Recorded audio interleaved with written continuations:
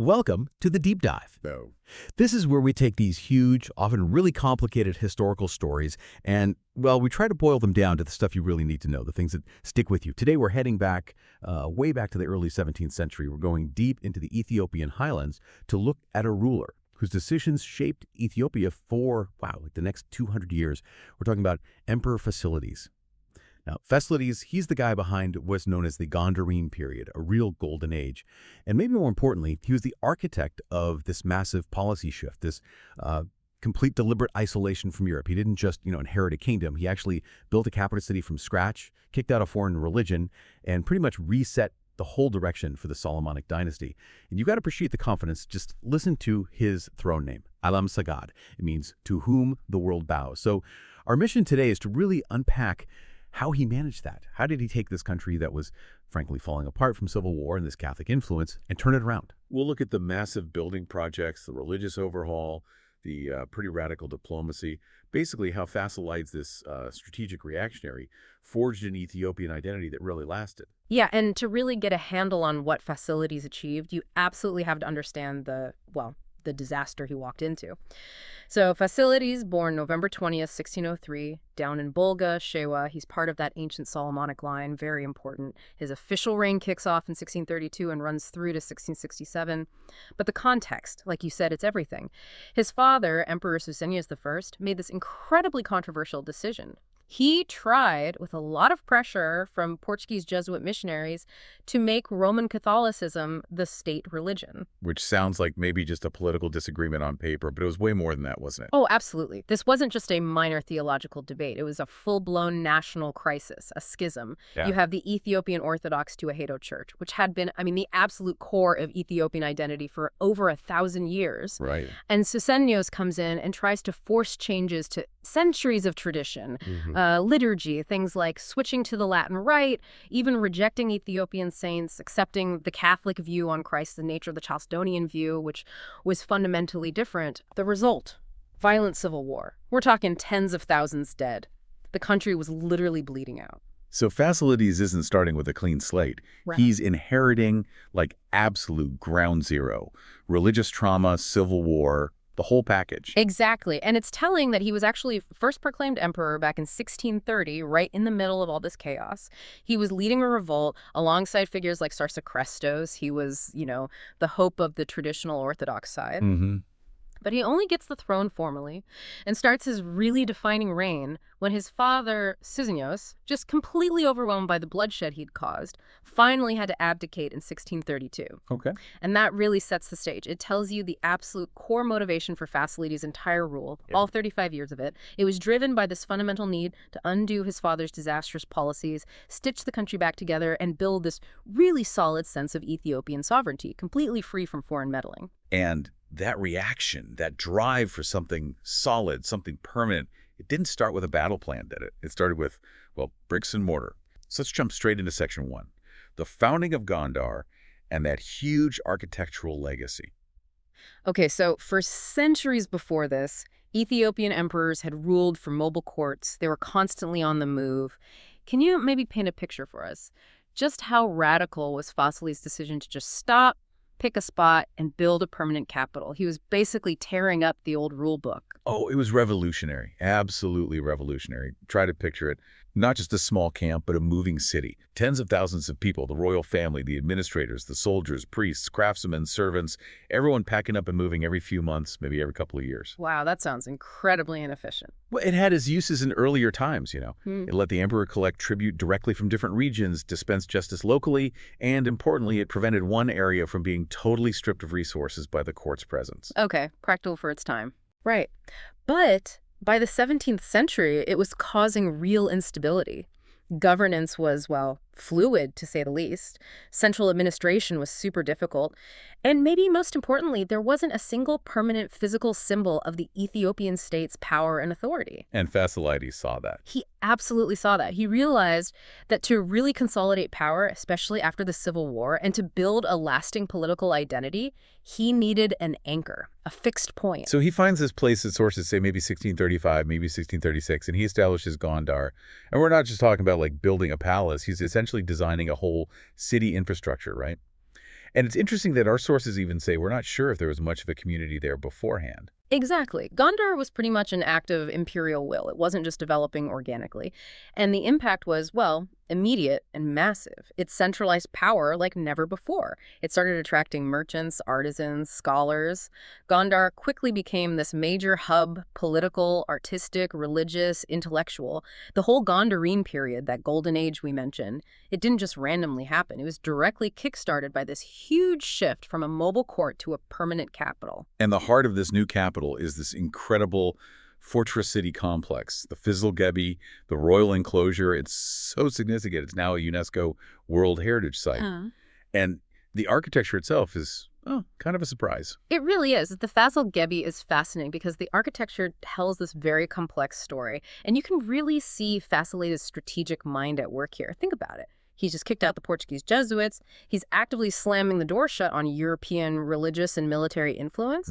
And yet, the Fasilides complex itself shows this really unique, very striking mix of styles. You've got traditional Ethiopian elements, for sure, but also clear Portuguese influences and even Islamic or Moorish architectural touches. Okay, wait. Let's unpack that. That seems like a major contradiction. He's basically telling Lisbon and Rome to get lost, but he's using Portuguese building techniques like vaulted ceilings and that solid stone construction in his own palace. How does that work? That's the key, isn't it? It shows Fasilides making this really crucial distinction. He was rejecting the ideology, the religion, and especially the potential for military interference that came with the Europeans, but he wasn't above adopting useful secular technology and maybe even some architectural style that served his purpose. Okay. The Portuguese style, which was mainly associated with those Jesuit builders who'd been active under his father, it offered better construction methods, especially with stone masonry. It allowed for much more durable, permanent structures compared to the traditional Ethiopian methods using more wood and thatch, especially for large buildings. Right. So keep the building know-how, ditch the priests. Pretty much. It shows a really sophisticated, pragmatic leader. He wasn't going to let sort of knee-jerk xenophobia stop him from building a strong, permanent symbol of his power. He needed Gondar to last. As for the Islamic or Moorish influences, those likely came through different channels, trade routes, maybe diplomatic contacts with neighboring sultanates or Yemen, which we'll get into later. Okay. They added things like geometric patterns, maybe some decorative elements, reflecting that wider regional cultural exchange that was still happening even as he cut off Europe. So he's crafting this new architectural language, something uniquely Gondarine, a physical symbol of Ethiopian identity. But he's smart enough to borrow the best foreign techniques without importing the foreign political baggage. That's a great way to put it. And Fasilides didn't just build his own palace complex. He laid the groundwork for the whole city's development. He's credited with starting the construction of many, maybe even most, of those 44 churches that Gondar eventually became famous for. 44 churches. Wow. Yeah, it became known as a city of churches. Our sources specifically mention some of his early commissions, names like Arababe Yasus, Arababe Tekel Hemanot, Atatami Michael, Jemnyaba Mariam, Fit Michael, and Katus Abo. Just imagine the sheer scale of these projects, the resources needed, the labor mobilized. It would have immediately boosted the local economy and stamped Gondar's identity as a major spiritual center right from the start. And the building spree wasn't just confined to Gondar or just to religious buildings and palaces. He clearly understood the importance of infrastructure for this new centralized state. Fasilides gets this massive reputation as a builder, partly because he commissioned crucial public works across the empire, specifically bridges. He's credited with building at least 7 major stone bridges in Ethiopia. Now, why suddenly bridges? The court had managed without them for centuries when it was mobile. Because fixing the capital in Gondar changes everything logistically. When the court moves, the army and the supplies move with it. Trade kind of follows the emperor around. But once you plant the capital firmly in Gondar, you absolutely need reliable, all-weather ways to get troops out to troublesome regions and, just as importantly, to get taxes, tribute, and trade goods into the capital. Right, rivers become major roadblocks. Exactly. Yeah. Especially big ones like the Blue Nile. They could literally shut down movement and administration for months during the rainy season. Stone bridges solve that problem. They guarantee you can move your army quickly to squash rebellions, and Fasilides definitely needed to do that, as we'll see. And they ensure that the economic lifeblood keeps flowing into Gondar year-round. It connects the empire physically in a way it hadn't been before. The most famous example our sources mention is the Sabaradildi Bridge over the Blue Nile. Its name actually means broken bridge in Amharic, which is interesting. But just the fact that he undertook these huge, expensive, permanent infrastructure projects says a lot. And it seems his reputation was so strong, the sources say that basically any old stone bridge you find in Ethiopia, people tend to just assume Fasilides built it, even if it was much earlier or later. He became like the legendary bridge builder. That's right. He set the standard for imperial infrastructure, and his focus on legitimacy and permanence, it went beyond just Gondar and bridges. He also put resources into the Cathedral Church of St. Mary of Zion way up in Axum. Axum, okay. Why Axum specifically? Axum is, well, it's the ancient heartland. It's the symbolic center of the Ethiopian state, the traditional home of the Ark of the Covenant, the place most deeply connected to the Solomonic dynasty's claim to legitimacy going back centuries. Right, the historical core. Exactly. So by investing in Axum's most sacred site, the church we now call the Old Cathedral, the one standing next to Haile Selassie's newer one, Fasilides, was making a powerful statement. He was saying, I am the restorer of tradition. I am reconnecting my reign, my new capital, back to our ancient, purely Ethiopian, non-European roots. It was about shoring up his legitimacy from every angle. And that idea of restoration, of getting back to Ethiopian roots, leads us perfectly into the absolute core of his policy changes. Let's move to Section 2, restoring the Orthodox faith and kicking out the Jesuits. Yeah, as we sort of established earlier, the absolute bedrock of Fasilides' rise to power was the reaction against the religious trauma caused by his father, Susenyos. So it's no surprise that his very first major act as emperor was all about religion. It was an act of theological restoration, you could say. He immediately, decisively restored the official status, the primacy of the traditional Ethiopian Orthodox Tewahedo Church. He just wiped away his father's Catholic reforms completely. And we need to remember just how deep those divisions went under Susenyos. Absolutely. Under Susenyos, high-ranking nobles had been pressured or forced to convert. Orthodox clergy faced persecution. The very definition of Christ's nature, the core Miaphysite belief of the Tewahedo Church, was directly challenged by the Catholic Chalcedonian doctrine brought by the Jesuits. Fasilides wasn't just changing a law, he was trying to heal this deep spiritual wound that cut right to the heart of what it meant to be Ethiopian.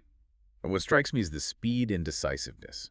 This wasn't some slow, gradual phasing out. It sounds like a purge, really, aimed squarely at making sure the Solomonic state was built back on the solid foundation of the Orthodox Church, securing the loyalty of the clergy and the vast majority of the population. Exactly. The Ethiopian Orthodox Church didn't just sort of recover under Fasilides. It absolutely thrived. It became, once again, the unquestioned spiritual pillar supporting the imperial throne. He owed his crown to them in many ways. So once the Orthodox faith is restored, the next logical step, almost inevitable really, is dealing with the people who caused the problem in the first place. The Jesuits and any other Catholic missionaries lingering around, his actions against them were pretty systematic, weren't they? Oh, they were systematic, and you could argue pretty brutal, but from his perspective, strategically necessary. He started with their wallet. Fasilides confiscated the valuable lands the Jesuits had acquired, particularly around a place called Donkas. This basically pulled the rug out from under their financial independence within Ethiopia. Cut off the money supply. Right. Then he exiled the missionaries themselves to Fermona. Now, Fermona was sort of a traditional holding area, geographically isolated, difficult place to be. It was containment. Okay, so first containment. But then things escalated. Things escalated dramatically a bit later, maybe around 1645 or so. Fasilides got word, and this was explosive news, that the Portuguese Navy had bombarded the port city of Mombasa down on the Swahili coast. Mombasa. Yeah. A major trade hub, Portuguese influence there. Exactly. And for Fasilides, this wasn't just some distant skirmish. He immediately saw it as proof positive of Portugal's aggressive military intentions, their colonial ambitions right there in the region, on his doorstep almost. And he connected that external military action directly back to the foreign religious guys still in his country. Instantly. He seems to have assumed that Afonso Mendes, who was the Roman Catholic prelate, the head Catholic bishop still in Ethiopia, must somehow be involved, or at least sympathetic, an agent of this foreign aggression. Whether that was fair or not, we don't know, but that suspicion was all the justification Fasilides needed. That was the tipping point for full expulsion. That was it. Game over for the Catholics in Ethiopia. He ordered every single remaining European missionary, Jesuit or otherwise, banished from the empire immediately. And their exit journey wasn't exactly comfortable. Mendes and his group tried to make their way back towards the Red Sea, hoping to get passage to Goa in India. But the sources tell us they were repeatedly robbed, roughed up, even imprisoned by local authorities or just bandits along the way. This wasn't a polite escort to the border. It felt like a deliberate, state-sanctioned message back to Europe. Interfere in Ethiopia, and this is what happens. Don't come back. So the physical expulsion was complete. But Fasilides needed to erase the memory too, didn't he? The final act in this religious drama came much later, in 1665. Yes, almost towards the end of his reign, he ordered the books of the Franks, basically all the remaining Catholic religious texts, prayer books, theological writings, to be gathered up and publicly burned. A symbolic bonfire. Hugely symbolic. It wasn't just about destroying paper. It was about publicly, definitively incinerating the memory of that brief, disastrous Catholic period. It cemented the identity of his Gondarine state as purely, unshakably Orthodox. Okay, so Europe is locked out. But Fasilides still needs the Ethiopian church to have its proper standing, its legitimacy recognized. He can't just have it be completely isolated, can he? No, exactly. That's the other side of the coin. Isolating from Europe meant he had to actively reconnect elsewhere to ensure the Orthodox Church's authority wasn't questioned. So he turned back towards the traditional source, the Coptic Church in Alexandria, Egypt. The ancient mother church for Ethiopian Orthodoxy. Precisely. That relationship had existed for centuries but had become strained or maybe even lapsed during Susnios's Catholic experiment. Fasilides made it a priority to restore that link. He specifically sent envoys to the Patriarch of Alexandria requiring a new abuna. The abuna being the head bishop, the spiritual leader for the church in Ethiopia, appointed from Egypt. Correct. Getting a new abuna from Alexandria was crucial. It reestablished that ancient canonical connection, confirming the Ethiopian Church's apostolic legitimacy under an authority that was internationally recognized within the Orthodox world, but crucially was not European. So, pulling all this together, founding Gondar, restoring Orthodoxy, expelling the Catholics, reconnecting with Alexandria, what's the big takeaway, the so what of all this? So what is enormous? Fasilides, through these deliberate actions, effectively established a state policy of self-imposed isolation from Europe. This policy, this turning inward, defined the Gondarine period, the Zaman Massafent, sometimes called the era of princes that followed for almost 200 years. The 2 centuries. Yes, it became the defining characteristic of Ethiopia during this time. It definitely allowed for this unique internal cultural and architectural flowering in Gondar, free from outside interference. But, and this is the big but, it also completely cut Ethiopia off from the rapid technological, military, scientific, and political changes that were starting to accelerate in Europe. It was a huge gamble, a massive trade-off. A really fascinating strategy, strategic withdrawal. But as you hinted, the isolation wasn't total, was it? He shut the door on Europe, but he seems to have opened windows elsewhere. He wasn't building a hermit kingdom entirely. Which brings us neatly to Section 3, foreign diplomacy focusing on Islamic alliances and trade. So Fasilides cuts off diplomatic ties with European powers. No more envoys, missionaries banned. But at the very same time, he's actively reaching out in other directions. It seems he didn't view the Islamic sultanates and empires to the east and south as the same kind of existential threat that Europe represented. He saw them more as potential partners, maybe? That's exactly the nuance in his strategy. Europe, especially Portugal, represented this dangerous combination of religious ideology, backed by military power, as shown by the Jesuit experience and the Mombasa incident. The neighboring Islamic states, well, they had their own histories of conflict with Ethiopia, for sure, but they were also potential trade partners. And maybe even more importantly in Fasilides' time, they could be security allies against other threats, like the ongoing expansion of Oromo groups from the south, which was a major concern for the Highland Christian kingdom. So a more pragmatic approach towards the east. Very pragmatic. He worked hard to build security alliances with some of the closer Islamic sultanates in the region, and he didn't stop there. He initiated formal diplomatic relations with some of the major Islamic powers on the world stage at that time. The Safavid Empire in Persia, the huge Ottoman Empire, even though they were rivals in some ways, and importantly, the imams of Yemen across the Red Sea. This was high-level geopolitics, playing on a much wider board than just Ethiopia versus Europe. And the need for these new alliances, particularly new trade routes, became really urgent, didn't it? Especially after the Ottoman Empire took control of Massawa. Massawa was critical. It was Ethiopia's main historical outlet to the Red Sea and global trade networks. When the Ottomans occupied it, it essentially choked off that vital northern trade artery. So the economy's hurting. Fasilides needs a plan B. Right. The economic pressure must have been intense. His solution was ambitious: tried to develop a completely new trade route, bypassing the Ottomans, using a different port called Beylul. Beylul. Why Feilu. Location, location, location. Beylul was further south down the Red Sea coast, crucially outside of direct Ottoman control.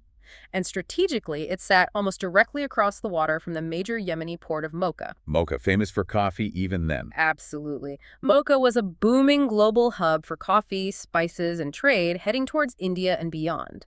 If Fasilides could get Beylul working as a reliable Ethiopian outlet connecting to Mocha, he could potentially bypass the Ottomans and keep the empire's trade flowing. Clever. So how did he try to make this happen? He needed cooperation from the other side of the Red Sea. This led to this really interesting series of diplomatic exchanges with Yemen between about 1642 and 1647. Fasilides sent a formal message, an embassy basically, to the ruler of Yemen at the time, the Zaidi Imam al-Muayyad Muhammad. He was asking for support, for help in establishing this new trade link via Beylul. The Zaidi Imam. Yeah. Not just a political ruler, right? A major religious figure, too. Yes, the highest religious authority for that branch of Shia Islam in Yemen. And this is where things get, well, complicated by a classic case of diplomatic crossed wires, a great example of how religion kept bumping up against even purely commercial plans. What happened? The Imam in Yemen, and later his son, Al-Mutawakkil Ismail, who succeeded him, they received this message from the Christian emperor of Ethiopia seeking friendship and cooperation. And they completely misinterpreted his motives. How so? They jumped to the conclusion that Fasilides must be signaling an interest in converting to Islam. They thought, why else would the Ethiopian emperor who just kicked out the Catholics suddenly want to be friendly with us? Wow. Okay, that's a big leap. Huge leap. You can imagine the excitement in the Yemeni court. They saw this as a potentially massive propaganda victory, a chance to bring the ancient Christian kingdom into the fold of Islam, expand their own influence. So they enthusiastically sent a Yemeni embassy all the way back to Gondar in 1646, probably loaded with gifts, religious scholars, ready for a conversion. Oh dear, I can see where this is going. Exactly. The Yemeni delegation arrives in Gondar, this brand new capital bustling with Orthodox priests and churches, Fasilides having just burned Catholic books. And they finally realize the emperor's motives are purely commercial. He just wants to talk about customs duties and port access at Beylul to trade coffee and ivory, not about switching religions. Awkward. Extremely awkward. Once they understood Fasilides was definitely not interested in converting, all that Yemeni enthusiasm just evaporated. The whole Beylul trade project basically fizzled out. The religious and political gap was just too wide to bridge for what was essentially a business deal. A fascinating diplomatic failure. But it shows Fasilides was still trying to engage regionally, even if it didn't always work out. And his diplomatic efforts went even further afield, didn't they? It shows the empire wasn't totally cut off, just selective. Very selective, but still globally aware. We see that really clearly with the embassy he sent all the way to India in 1664 or 1665. To India. Who was he contacting there? He sent a formal envoy, a delegation, to the court of the Mughal Emperor Aurangzeb in Delhi. The purpose was officially to congratulate Aurangzeb on ascending to the Mughal throne. Aurangzeb. We're talking about arguably the most powerful, richest ruler in the entire world at that moment. Ruler of this vast empire known for its incredible wealth and military strength. Exactly. So sending an embassy all the way from Gondar to Delhi wasn't just a courtesy call. It was Fasilides asserting his own status on the world stage. It was saying, I am a significant emperor, a peer of the greatest monarchs, even if I've chosen to ignore Europe. It was a statement of Ethiopia's importance, recognized in Asia, even if not in Europe. And the gifts exchanged, they tell a story too, right? They absolutely do. They showcase Ethiopia's unique resources and wealth. The Ethiopian delegation presented Aurangzeb with some really impressive gifts. We're talking about human slaves, unfortunately a common commodity then, but also lots of ivory, a key Ethiopian export, fine horses, and zebras. Zebras? That must have been incredibly exotic in India. Hugely exotic. Imagine zebras showing up at the Mughal court. Plus, the gifts included things like a set of beautifully decorated silver pocket pistols and other luxurious, unique items. This whole exchange confirms that Fasilides had access to significant wealth, likely through trade routes that completely bypassed Europe, and he was using that wealth to fund Gondar and project power internationally. It paints such a vivid picture, doesn't it? Fasilides is busy burning Catholic books from the West with one hand and sending exotic zebras as diplomatic gifts to the East with the other. It really was a sophisticated, multi-directional foreign policy, focused entirely away from Europe. But even with the grand capital being built, the church restored, and these diplomatic missions happening, Fasilides' reign wasn't exactly peaceful at home, was it? Which takes us into Section 4, internal challenges and administrative actions. Even while unifying the country religiously, he seems to have been constantly fighting fires internally. Yes, achieving stability was a constant struggle, especially in some of the more peripheral, independent-minded regions. The biggest, most persistent internal headache for Fasilides was the ongoing rebellion of the Aga people in the region of Lasta. Lasta. Where's that, Right. roughly? It's a rugged, mountainous region, historically quite distinct and often resistant to central control from the emperors. This Aga rebellion hadn't just started with Fasilides, it had actually begun under his father, Susenyos, and it just continued to simmer and flare up throughout Fasilides' entire reign. It demanded regular, very expensive, and often brutal military campaigns to try to keep it suppressed. And these campaigns weren't always successful, were they? His first attempt sounds like a disaster. His first major expedition against the Aga back in 1637 went horribly wrong. It culminated in the Battle of Libo, and the sources are pretty clear. The imperial army panicked, broke ranks, and was routed by the Aga forces. A major military defeat. But it got worse than that, didn't it? The humiliation was quite profound. It was incredibly humiliating.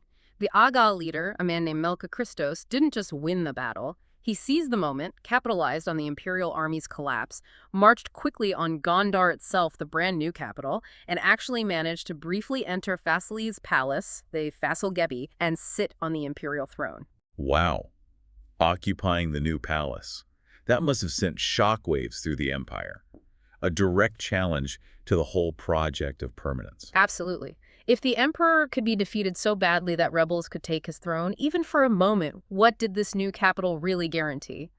But Fasilides, to his credit, showed resilience. He didn't crumble. He recovered remarkably quickly, politically and militarily. How did he turn it around? He immediately called for help from his most powerful regional governors, specifically Kignazmak Dimo, the governor of Simeon, and his own brother, Galodelas, who governed Bajemdar.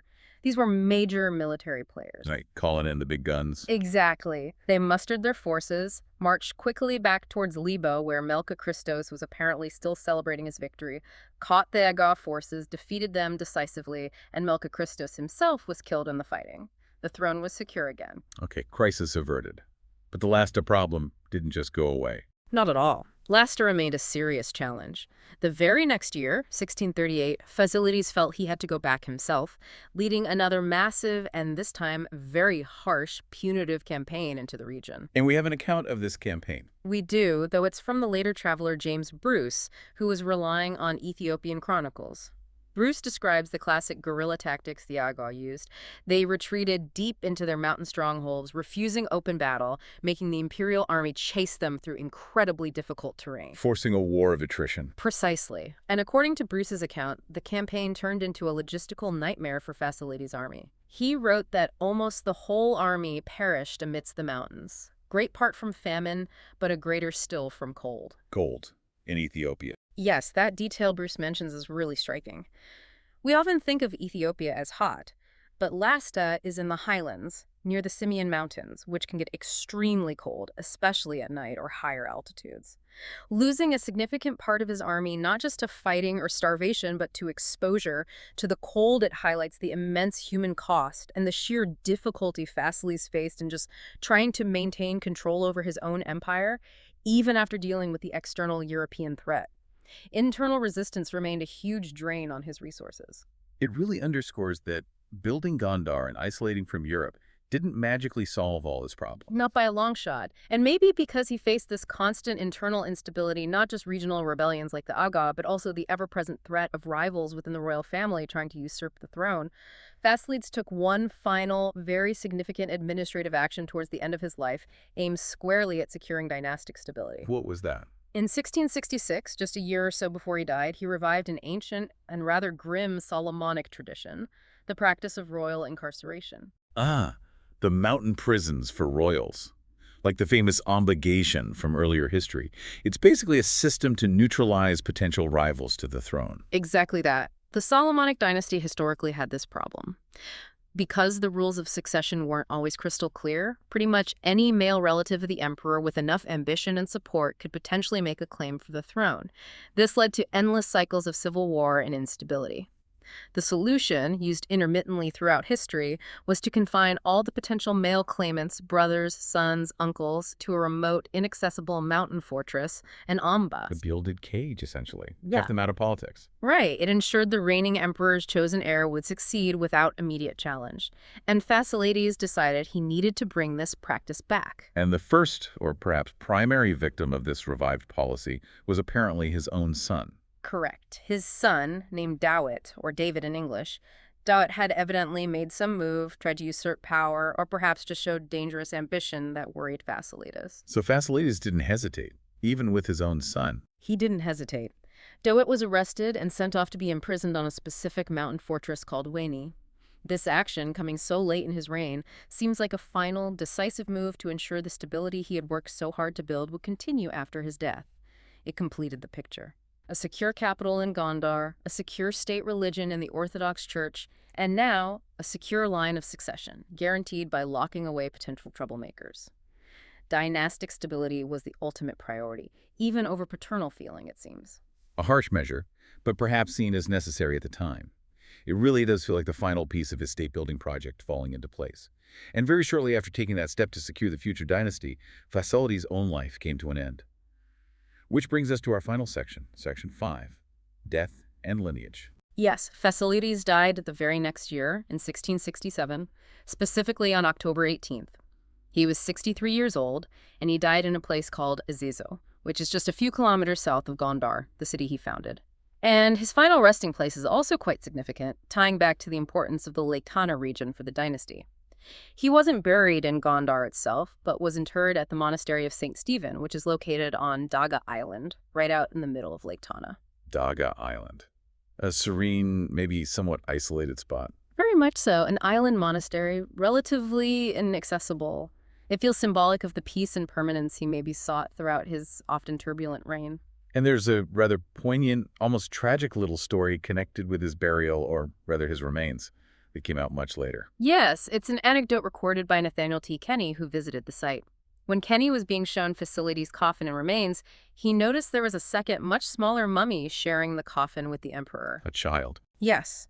A monk explained that it was the body of Fasilides' young son, Usur, who was only about 7 years old. Apparently, the little boy had been tragically killed, smothered in the sheer crush of the crowd that had gathered to pay homage to the new king Fasilides' successor, Johannes Ser, right after Fasilides' death. Oh, that's heartbreaking. Smothered in the crowd celebrating his brother's coronation. It's a terribly sad detail. It just serves as this stark reminder, doesn't it, of the immense pressure, the chaos, and sometimes the unseen human cost that surrounded even seemingly successful imperial successions.